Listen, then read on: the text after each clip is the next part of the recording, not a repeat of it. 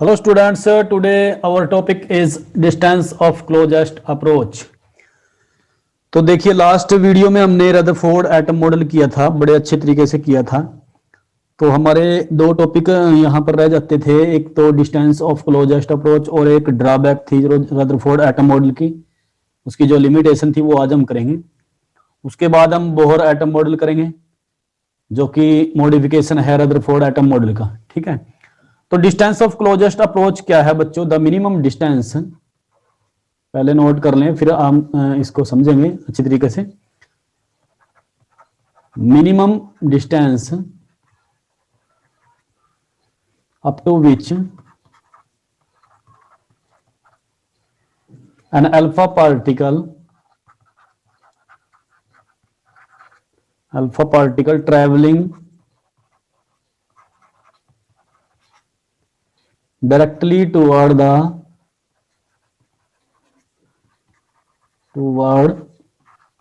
the center of nucleus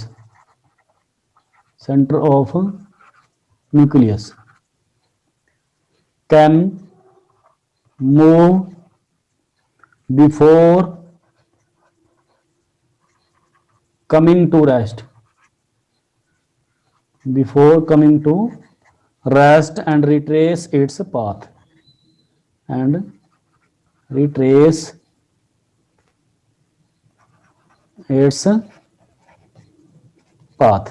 ठीक है, तो यहां पर देखो जैसे अल्फा पार्टिकल मूव करता है और जब रदरफोर्ड ने देखा कि हमारे पास एक न्यूक्लियस होता है और उसके चारों तरफ यानी कि एक इलेक्ट्रॉन है जो ये इलेक्ट्रॉन और वेलोसिटी v के साथ ये मूव करता है। ठीक है, एक्सेलरेटेड यहां पर पार्टिकल बताया उन्होंने, एक्सेलरेटेड चार्ज पार्टिकल। ठीक है, और ये जो जुड़ा हुआ है न्यूक्लियस के साथ, ये स्ट्रॉन्ग इलेक्ट्रिक फोर्स के साथ जुड़ा हुआ है, स्ट्रॉन्ग इलेक्ट्रोस्टैटिक फोर्स। ठीक है, तो ये बात हुई थी। अब जो अल्फा पार्टिकल यहां से एमिट होता है रेडियो एक्टिव सोर्स से, तो उस अल्फा पार्टिकल पर भी पॉजिटिव चार्ज है और जो न्यूक्लियस है उस पर भी पॉजिटिव चार्ज है। ठीक है, तो इसके चार्ज को हम Q1 मान लेते हैं और इसके चार्ज को Q2 मान लेते हैं। अब न्यूक्लियस का साइज है जो मास है वो अल्फा पार्टिकल के मास से ज्यादा है। ठीक है, यहां नोट कर सकते हैं, mass of nucleus is greater then mass of alpha particle, तो जो अल्फा पार्टिकल का जो डिस्टेंस है, अगर बहुत ज्यादा मास है, ठीक है, तो अल्फा पार्टिकल को हम ये मान लेते हैं कि अल्फा पार्टिकल कहां से आ रहा है? इन्फिनिटी से आ रहा है, और इन्फिनिटी से आता है और कहां तक आता है?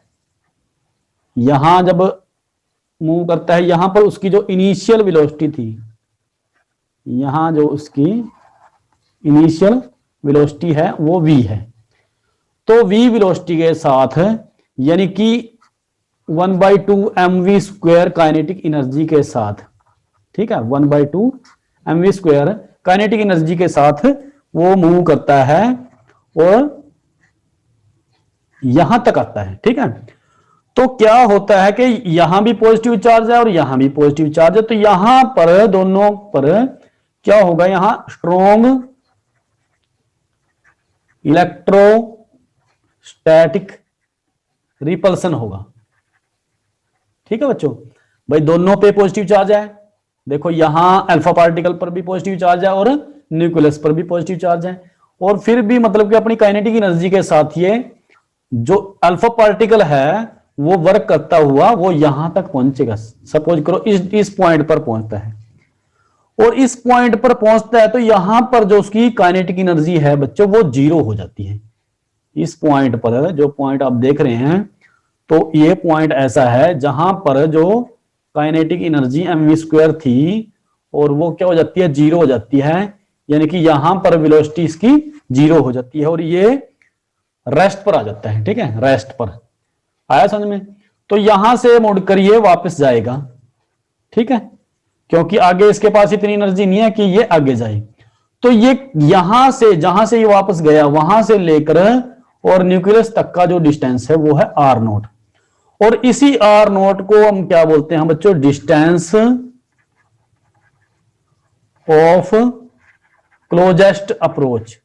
क्लोजेस्ट अप्रोच यानी कि एक प्रकार का मिनिमम डिस्टेंस है। आप देखेंगे ये बहुत ही मिनिमम डिस्टेंस है जहां से जो अल्फा पार्टिकल है पहले तो कहा जाता है but toward the centre of nucleus की तरफ जाता है, पर सेंटर की तरफ जाने से पहले ही मतलब कि वो क्या आ जाएगा, रेस्ट पर आ जाएगा और रिट्रेस करेगा अपना पाथ, यानी कि दोबारा वापस मुड़ जाता है। ठीक है, समझ में आया बच्चों?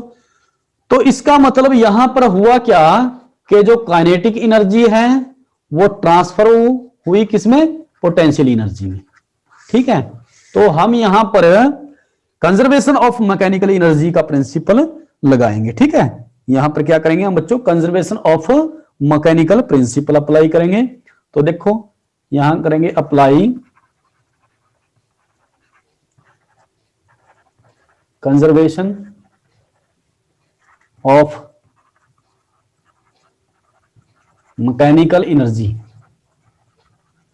तो +1 में आपने पढ़ रखा है क्या था कंजर्वेशन ऑफ मैकेनिकल एनर्जी, यानी कि initial potential energy plus initial kinetic energy is equal to final potential energy plus final kinetic energy. ठीक है, तो जितनी एनर्जी पहले थी उतनी एनर्जी बाद में है। ठीक है, तो यहां पर अगर हम देखें तो पोटेंशियल एनर्जी का फार्मूला क्या है बच्चों, पोटेंशियल एनर्जी का फार्मूला होता है 1/4 पाई एप्सिलॉन नॉट और Q1/Q2/R। ठीक है, Q1 Q2/R, U is equal to 1/4 pi epsilon nought Q1 Q2/R। ठीक है, तो Q1 क्या है, यहां पर चार्ज है जो पहला चार्ज पार्टिकल है, और Q2 क्या है, जो दूसरा चार्ज पार्टिकल है। अब यहां पर हम UI लेंगे, UI की जगह लेंगे 1/4 पाई एप्सिलॉन नॉट आप ले सकते हैं, या इसकी जगह K कांस्टेंट ले सकते हैं। तो 1/4 पाई एप्सिलॉन नॉट। अब Q1 किसका चार्ज पार्टिकल, यहां कौन सा है, अल्फा। ठीक है, Q1 कौन है बच्चों, अल्फा चार्ज पार्टिकल है। तो अल्फा चार्ज पार्टिकल का यहां पर वैल्यू कितनी है, 2 इलेक्ट्रॉन। ठीक है, यानी कि चार्ज ऑन अल्फा पार्टिकल वो कितना है, 2 इलेक्ट्रॉन, और into charge on Q2। Q2 क्या है, Q2 चार्ज ऑन ये न्यूक्लियस। ठीक है, तो न्यूक्लियस पर जो चार्ज है वो कितना है, वो है Ze। ठीक है, और डिवाइडेड बाई R। R यहां पर डिस्टेंस कितना है, कहां से आ रहा है बच्चों, अल्फा पार्टिकल कहां से आ रहा है, इन्फिनिटी से। तो यहां पर जो उसका डिस्टेंस रहेगा वो क्या रहेगा, इन्फिनिटी। इसको हम क्या करेंगे, इन्फिनिटी लिखेंगे। Plus kinetic energy, initial kinetic energy कितनी है, 1/2 mv², क्योंकि v उसकी इनिशियल वेलोसिटी है। अब फाइनल पोटेंशियल एनर्जी क्या आ जाएगी, फाइनल पोटेंशियल एनर्जी यहां पर क्या आएगी बच्चों, हम लिखेंगे इसको 1/4 पाई एप्सिलॉन नॉट 2E और इनटू Ze डिवाइडेड बाई, अब कितना डिस्टेंस पर आ गया, देखो अब यहां तक आ गया। पहले डिस्टेंस कितना था, पहले डिस्टेंस था इन्फिनिटी, अब डिस्टेंस कितना कहां तक आ गया, उसकी पोजीशन R0 तक। तो हम यहां लिखेंगे R0। ठीक है, प्लस अब यहां पर काइनेटिक एनर्जी क्या होगी, उसकी 0 हो जाती है। ठीक है, फाइनल काइनेटिक एनर्जी क्या होगी, 0। तो यहां पर देखेंगे बच्चों 1/∞ आ जाता है, 1/∞। तो हमारा जो ये वैल्यू है सारी, ये वैल्यू हमारी 0 हो जाती है। 0 plus ½ mv² is equal to 1/4 pi epsilon nought और Ze² यानी कि 2Ze²/R0। ठीक है बच्चों, यहां तक बिल्कुल आपकी ये समझ में आना चाहिए। ठीक है, तो अब यहां से हम निकाल लेंगे, ये आ गया काइनेटिक एनर्जी। तो इसका मतलब kinetic energy is equal to ये आ जाती है 1/4 पाई एप्सिलॉन नॉट और 2Ze²/R0। ठीक है, तो R0 की वैल्यू हम निकाल लेंगे। R0 की वैल्यू कितनी आ जाएगी, 1/4 पाई एप्सिलॉन नॉट, तो 2Ze² और डिवाइडेड बाई काइनेटिक एनर्जी। तो ये है बच्चों आर नोट की वैल्यू, और आर नोट क्या है, minimum distance of closest approach, यानी कि डिस्टेंस ऑफ क्लोजेस्ट अप्रोच। तो यह फार्मूला आपके बिल्कुल समझ में आना चाहिए, ठीक है। तो नेक्स्ट आर्टिकल बच्चों हमारा है drawback and limitation of Rutherford. तो ड्रॉबैक और लिमिटेशन में क्या क्या था, देखो जो रदरफोर्ड एटम मॉडल था वो सबसे पहला तो क्या था कि यहां लिखेंगे हम this model, this atom model can not explain stability of atom, stability of atom, atom की स्टेबिलिटी को ये जो मॉडल था रदरफोर्ड मॉडल था वो एक्सप्लेन नहीं कर पाया, ठीक है। स्टेबल का मतलब क्या है कि यहां पर जो इलेक्ट्रॉन है, अगर हम स्टेबिलिटी का मतलब देखें तो ये न्यूक्लियस है, ठीक है, और यहां तक हमने कर लिया था कि यहां पर एक इलेक्ट्रॉन है, ठीक है, अगर उसमें एक इलेक्ट्रॉन है तो एक की बात करेंगे, अगर उसमें कई इलेक्ट्रॉन है तो उनकी बात करेंगे। तो यहां जो इलेक्ट्रॉन था वो v वेलोसिटी के साथ मूव करता है, ठीक है, और यहां पर भी इसकी वेलोसिटी कितनी है, v है, और हर बार उसकी डायरेक्शन चेंज होती है, तो यहां भी हर जगह जो डायरेक्शन है उसकी चेंज होती है, ठीक है। तो इस केस में जो हमारा इलेक्ट्रॉन है, ठीक है, वो क्या है, चार्ज पार्टिकल है, यानी कि एक्सेलरेटिंग चार्ज पार्टिकल है, ठीक है। तो हम यहां लिख सकते हैं the electron revolving around the nucleus, around the nucleus are continuously accelerated, continuously accelerated, ठीक है। तो यहां एक्सेलरेशन मतलब कि उसकी है लगातार, जो चार्ज पार्टिकल है हमारा, यह चार्ज पार्टिकल कौन सा है बच्चे, यहां पर इलेक्ट्रॉन, जो कि लगातार एक्सेलरेटेड है, ठीक है। तो अकॉर्डिंग टू मैक्सवेल इक्वेशन, तो मैक्सवेल ने क्या बोला था बच्चों, जो हमारी क्लासिकल फिजिक्स है, तो मैक्सवेल इक्वेशन के अनुसार क्या था, जितने भी एक्सेलरेटिंग चार्ज पार्टिकल हैं वो क्या करते हैं, इलेक्ट्रोमैग्नेटिक रेडिएशन एमिट करते हैं, ठीक है।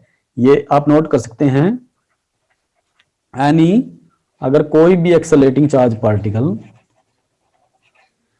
Any accelerating charge particle emit electromagnetic radiation, electromagnetic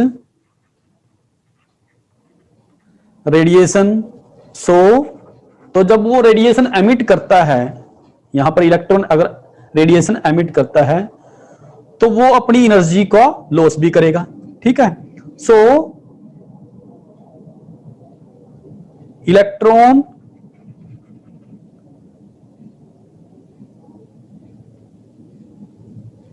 must emit radiation continuously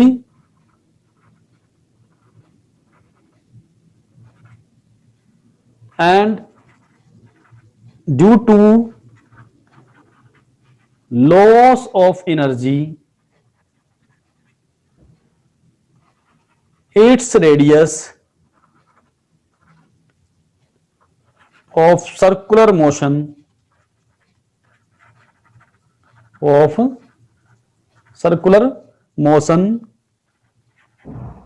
will keep on decreasing,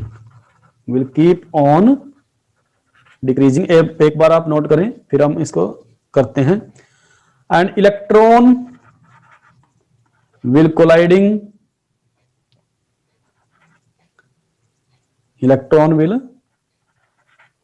colliding with nucleus, ठीक है। So according to this atom model, according to this atom can not stable, atom can not stable. देखो अब इसको हम अच्छी तरीके से समझ लेते हैं और आपके समझ में आ भी गया होगा।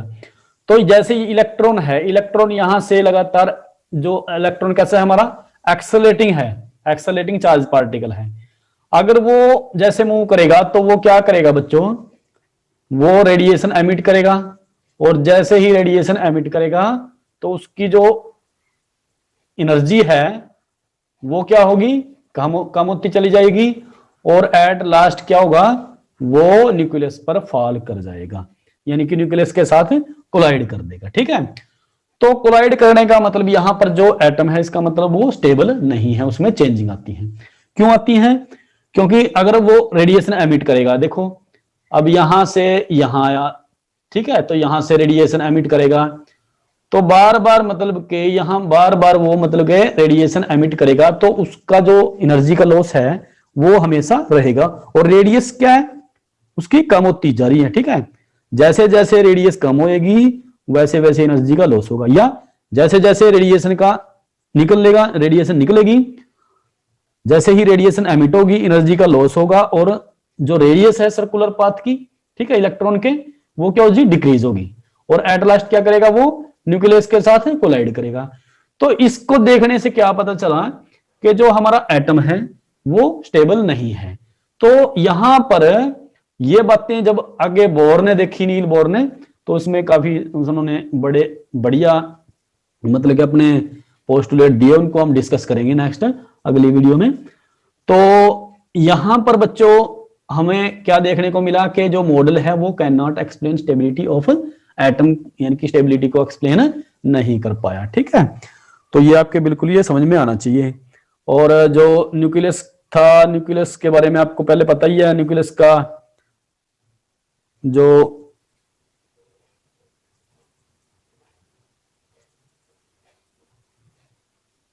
साइज है, न्यूक्लियस का जो साइज है वो कितना है, 10⁻⁻15 मीटर। ठीक है, ये इसका साइज है। तो ये बिल्कुल यहां पर क्लियर हो जाना चाहिए। ठीक है, नेक्स्ट अपना जो सेकंड पॉइंट है, सेकंड पॉइंट क्या है बच्चों, this atom model can not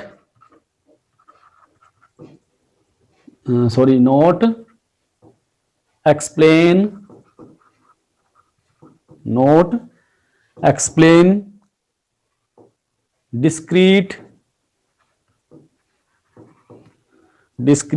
atomic spectrum, discrete atomic spectrum, ठीक है, या लाइन स्पेक्ट्रम ऑफ एटम, जो एटम का लाइन स्पेक्ट्रम है उसको ये एक्सप्लेन नहीं कर पाया। उसमें देखो क्या कमियां रही।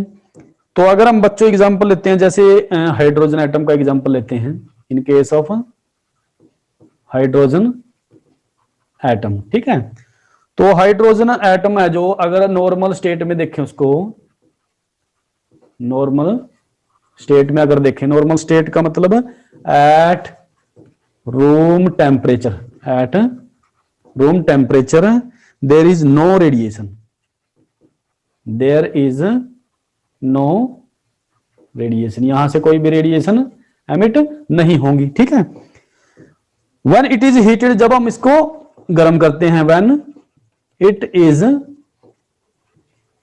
हीटेड, देन तब क्या होता है, इट एमिट रेडिएशन। तो ये क्या करता है बच्चों, रेडिएशन एमिट करता है। ठीक है, कौन सी, only certain wavelength, only certain wavelength और डिस्क्रीट वेवलेंथ। समझ में आया बच्चों? देखो यहां पर इन्होंने क्या बोला, सर्टेन डिस्क्रीट वेवलेंथ वाली जो रेडिएशन है वो एमिट करता है।